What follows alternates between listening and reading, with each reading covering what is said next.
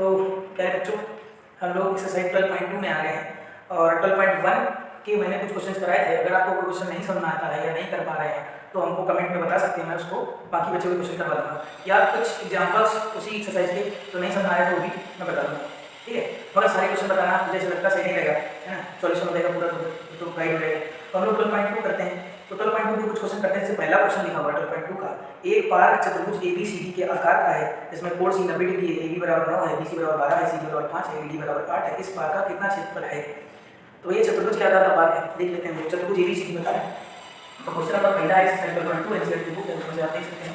हम लोग यहाँ से बना लिया ABCD। अब वो ABCD चतुर्भुज जो है वो किस प्रकार का है मुझे पता नहीं है कि वर्ग के आकार का है कि दुनिया भर के आकार का है। तो इसमें पहले तो ऐसा कुछ हो ही नहीं सकता। तो AB बराबर 9 दिया हुआ है, 9 लिख दिया है, 9 मीटर। BC बराबर 12 है तो BC बराबर 12 मीटर लिख दिया। उसके बाद CD बराबर 5 लिखा, CD बराबर 5 लिख दिया, है। और उसके बाद AD बराबर 8 मीटर, AD बराबर 8 मीटर लिख दिया। कोण C 90 डिग्री बता रहे हैं तो कोण C 90 बता रहे हैं। बाकी कोणों के बारे में कुछ समझ पता नहीं है हमको, तो हम उनके बारे में कुछ कहेंगे नहीं। उसके बाद लिखा हुआ इस पार्क का कितने क्षेत्रफल होगा। भाई साहब एक बात समझो ध्यान से, सबसे पहले जिस भी प्रश्नों में अगर डायग्राम बना सकते हो या बन सकता है तो आपको बनाना आवश्यक। अगर डायग्राम बन जाता तो आधा क्वेश्चन सॉल्व हो गया। डायग्राम मैंने बना लिया। अब इन्होंने बोला कि चतुर्भुज जो पार्क है वो चतुर्भुज क्या करता है। तो भैया इस वाले चैप्टर में हम लोगों ने हीरोन्स फार्मूला पढ़ा है, हीरोज फार्मूला पढ़ा। तो हीरोज फार्मूला जो भी है वो त्रिभुज के क्षेत्रफल निकालने के लिए काम आता है। तो हम लोग कैसा क्या कर सकते हैं इसमें, इसका निकाला है। तो ये अगर कोई मान वर्ग होता तो वर्ग में भुजा स्क्वायर लगा लेते, चतुर्भुज के क्षेत्रफल निकाल लेते, आया तो लंबाई गुणा चौड़ाई कर लेते, या समचतुर्भुज होता तो 1/2 × दोनों का गुणनफल कर लेते, या फिर समांतर चतुर्भुज होता तो आधार गुणा ऊंचाई कर लेते, या फिर अगर समलंब चतुर्भुज होता तो 1/2 × parallel sum of parallel side into distance between them वो वाला फार्मूला लगा लेते। तो मगर उसमें कोई भी उस प्रकार का उन पांचों में से कोई भी मैंने बताया भी नाम, है ना, आयत, वर्ग, समचतुर्भुज, समांतर चतुर्भुज, समलंब चतुर्भुज, उनमें से कोई भी प्रकार का एग्जांपल लग नहीं रहा। तो लग नहीं रहा तो हम लोग इसका कैसे निकालेंगे। हम लोग क्या करते हैं, इसको एक ऐसे विकर्ण ड्रॉ कर लेते हैं। अब कुछ लोग सोचेंगे आपने ऐसा विकर्ण वाला क्यों नहीं खींचा। ठीक है भैया, अगर ये वाला विकर्ण खींच लिए थे तो इस विकर्ण की लंबाई निकालने का कोई तरीका नहीं था, है ना, इसलिए मैंने ये वाला निकाला। अब सोचेंगे इसकी लंबाई निकालने का कैसे तरीका। तो देखिए BCD जो त्रिभुज बनना है वो एक समकोण त्रिभुज बनना। तो आप जानते हैं कि लंब हो गया ये आधार हो गया, या फिर ये लंब हो गया ये आधार हो गया। तो पाइथागोरस थ्योरम से विकर्ण निकाल लेंगे, है ना। लिखेंगे त्रिभुज ए नहीं है BCD में जो हमारा कोण C है वो 90 डिग्री है। तो पाइथागोरस प्रमेय आपको क्या बताती है कि किसी समकोण त्रिभुज में कर्ण का स्क्वायर जो होता है वो लंब के स्क्वायर प्लस आधार के स्क्वायर या आधार के स्क्वायर प्लस लंब के स्क्वायर के बराबर होता है। कर्ण स्क्वायर बराबर लंब स्क्वायर प्लस आधार स्क्वायर ये होता है। तो कर्ण हमारा BD हो जाएगा। कुछ लोग सोचेंगे कर्ण BD क्यों होगा और बाकी क्यों नहीं कर्ण होगा। तो भैया उसका आंसर ये है कि कर्ण जो होता है वो समकोण के सामने की भुजा होती है, ये वाली हो जाएगी। तो L हमारा लंब कितना हो गया, लंब हमारा लिख लेंगे L की जगह पे 5 लिख दो या फिर 12 लिख दो, है ना। आधार की जगह 12 लिख दो तो यहाँ से आ जाएगा 5 का स्क्वायर होता है 25, 12 का स्क्वायर होता है 144। दोनों को जोड़ेंगे तो यहाँ से आ जाएगा BD स्क्वायर। तो यहाँ से आ जाएगा BD स्क्वायर बराबर 169।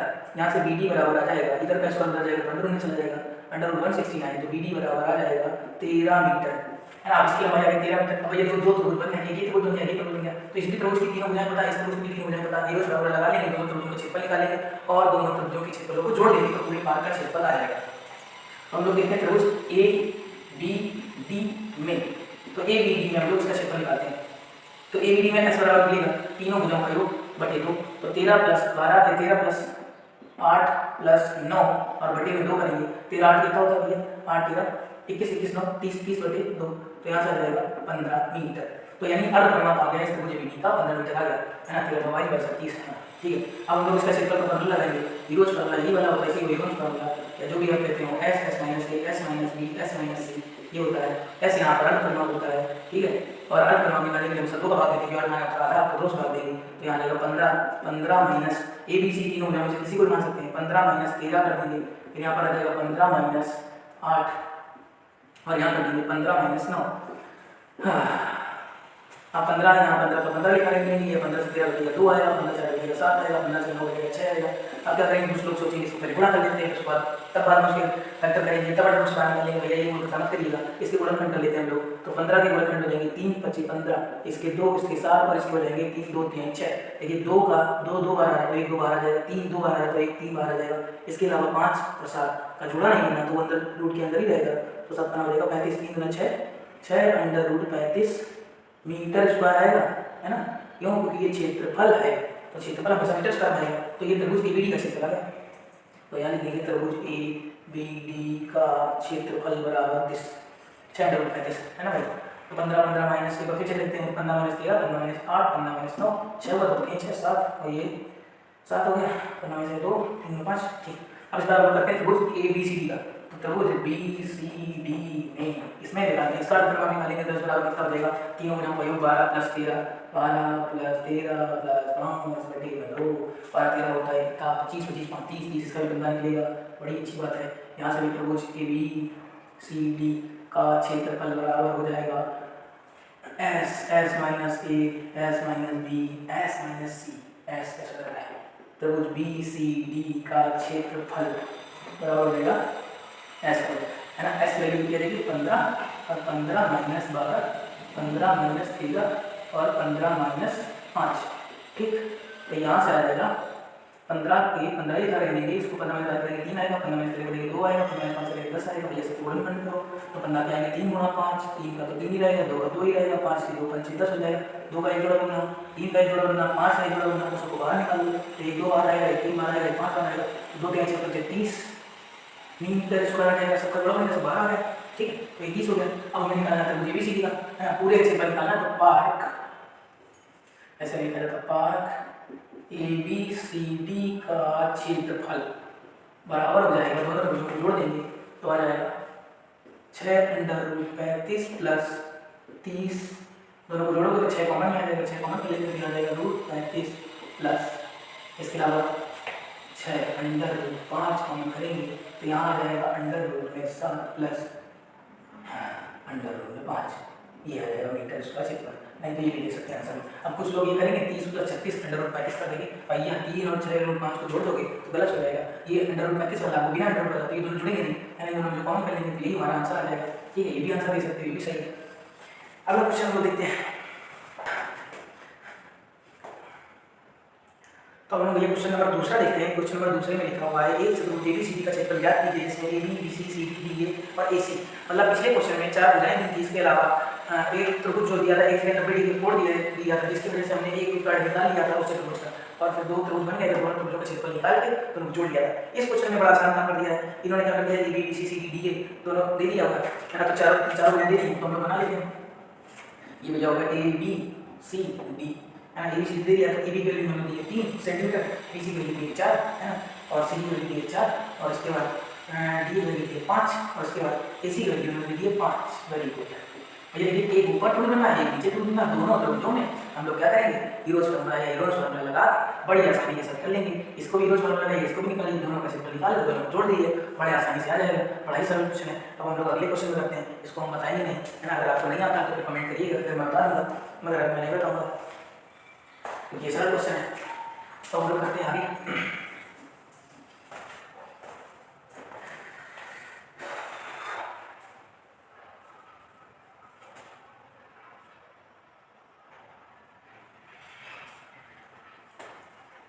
अब मैं क्वेश्चन नंबर बताऊंगा 9। तो क्वेश्चन नंबर 9 क्या है एक खेत समतल के आकार का है जिसकी समांतर भुजाएं 25 मीटर है और 10 मीटर है। इसके समांतर भुजाएं 14 मीटर और 13 मीटर है। खेत का क्षेत्रफल कर लीजिए। तो भैया क्वेश्चन नंबर 9 में एक्सरसाइज हमारी जो है 12 कौन सी वर्ग 2 है और एनसीईआरटी का है क्वेश्चन नंबर 9। तो समलंब चतुर्भुज की बात कर रहा है। खेत जो है समलंब के आकार का है। तो समलंब चतुर्भुज होता है एक ऐसा चतुर्भुज जिसकी कोई भी 2 भुजाएं समांतर हो उसको समलंब चतुर्भुज बोलते हैं। ऐसा चतुर्भुज जिसकी कोई भी 2 भुजाएं समांतर है। तो भैया हमने मान लिया कि हमारी 2 भुजाएं जो है वो समांतर है ये वाली ये वाली। तो ये हमारा समलंब चतुर्भुज है ए बी सी डी। तो एक 25 मीटर दे रहा है एक 10 मीटर दे रहा है तो बड़ी वाली 25 मीटर मान लेंगे ये वाली और ये वाली मान लेंगे 10 मीटर। इसके अलावा इन्होंने बोला है कि एक समांतर जो भुजाएं ये वाली समांतर होगी तो ये दोनों की एक की लंबाई दे रहा है 13 मीटर और एक की लंबाई दे रहा है 14 मीटर। तो बालकों इसको मान लेते 14 मीटर क्योंकि बड़ी सी लग गई और ये मान लेते 13 मीटर। ऐसा कोई कहा नहीं है कि एक बार होगी 13 ये 14 होगी अपने मन से कर लिया है। तो समांतर भुजाएं होगी ये 25 होगी या तो ये 25 होगी या ये 25 होगी ये 10 होगी या ये 10 होगी। तो इनमें से बड़ी वाली 25 मान लिया ये वाली 10 मान लिया 13 14 मान लिया। अभी समलंब चतुर्भुज केवल मिनिमम कंडीशन नहीं होती है। समलंब चतुर्भुज वही चतुर्भुज होता है जिसकी कोई भी 2 भुजाएं ऐसा कोई भी चतुर्भुज जिसकी कोई भी 2 भुजाएं समांतर हो जाए तो वो समलंब चतुर्भुज होता है। उसकी 2 भुजाएं समांतर है समलंब हो गया। अब हमें इसका क्षेत्रफल निकालना तो देखते हैं हम लोग कैसे करेंगे। हम लोग करेंगे कि या तो इस भुजा के समांतर या फिर इस भुजा के समांतर एक रेखा खींचते हैं। तो मान लो हमने क्या किया इसके समांतर इस वाले समांतर यहाँ से रेखा खींचते हैं तो यार ये ऐसे चलिए ज़्यादा अच्छी जाएगी। हम लोग क्या करते हैं दोबारा बना लेते हैं। तो ये हमारी ऐसे कुछ गई ठीक। अगर देखना ये भुजा इसके समांतर पहले से ही थी और ये भुजा मैंने इसके समांतर रचना कर रखी थी, तो ये भुजा इसके समांतर हो गई और ये भुजा इसके समांतर हो गई।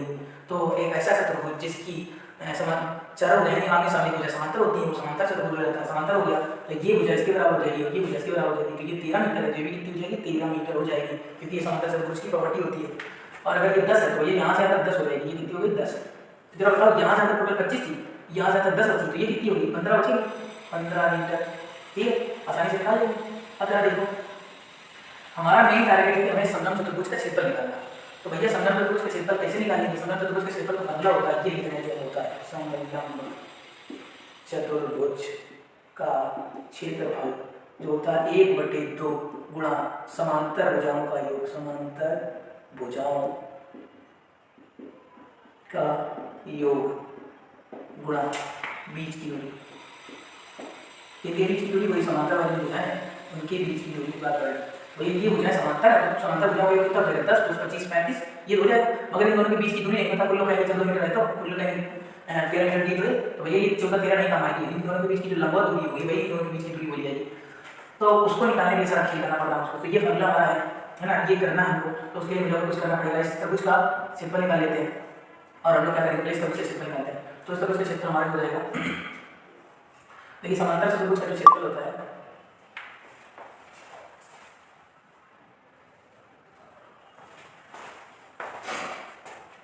तो हम लोग क्या करेंगे, इस त्रिभुज का क्षेत्रफल निकालेंगे। तो त्रिभुज ए, इसका नाम दे देते हैं ABCDE, AED में एस निकालेंगे। एस क्या होता है, तीन भुजाओं का योग 15 + 13 + 14/2 हो जाएगा 15 13 4 3 7 5 12 की 2 हासिल 42/2 यानी आ जाएगा 21 मीटर। 21 मीटर वाली अब हम लोग उसका क्षेत्रफल निकालेंगे तो आ जाएगा 21 21 - 14 21 - 15 21 - 13। अब यहाँ से आएगा 21 21 - 14 7 21 - 5 6 21 - 13 8। अब इसका हम लोग क्या करें, अब हम लोग करते हैं कुछ ऐसा कि बनना चाहे दुनिया अपने जैसा। 7 × 3 21 गुणन करते हो जाएगा 7 × 3, फिर यहाँ जाएगा 7, फिर यहाँ जाएगा 6 की गुणन 2 3 6 8 की गुणन 2 2 4 2 8 है ना। देखिए 2 2 2 2 4 बार 2 बार तो 2 बार 2 बार आ जाएगा, 3 का एक जोड़ा बना 3 बार आ जाएगा, एक 7 का जोड़ा बना तो 3 भी खेल खत्म, 7 भी निपट गया तो 7 एक बार आ जाएगा। भैया कितना आ गया 2 3 4 बार से 84 मीटर स्क्वायर इसका क्षेत्रफल हो गया। तो मुझे ये कैसे कितना होगा 84 मीटर स्क्वायर। अगर देखिए हम लोग क्या करेंगे, त्रिभुज यहाँ से एक लाइन खींच देते हैं, ये ऐसा खींच दिया तो यहाँ 90 का कोण बनेगा। अब हम लोग त्रिभुज इसी त्रिभुज का त्रिभुज AED का क्षेत्रफल भी निकालेंगे है ना। इस पहले जो फॉर्मूला लगा निकालिए, आप निकालेंगे AED का क्षेत्रफल। तो भैया एक त्रिभुज का क्षेत्रफल और फॉर्मूला पढ़ चुके हैं, 1/2 गुणा आधार गुणा ऊंचाई। तो 1/2 गुणा आधार यानी बेस है ना गुणा ऊंचाई यानी हाइट HEIGHT। तो भैया 1/2 बेस हम मान लेंगे इसको AE को, तो AE लिख देंगे गुणा ऊंचाई, ऊंचाई हमारी हो जाएगी क्या ABCDEF तो DF।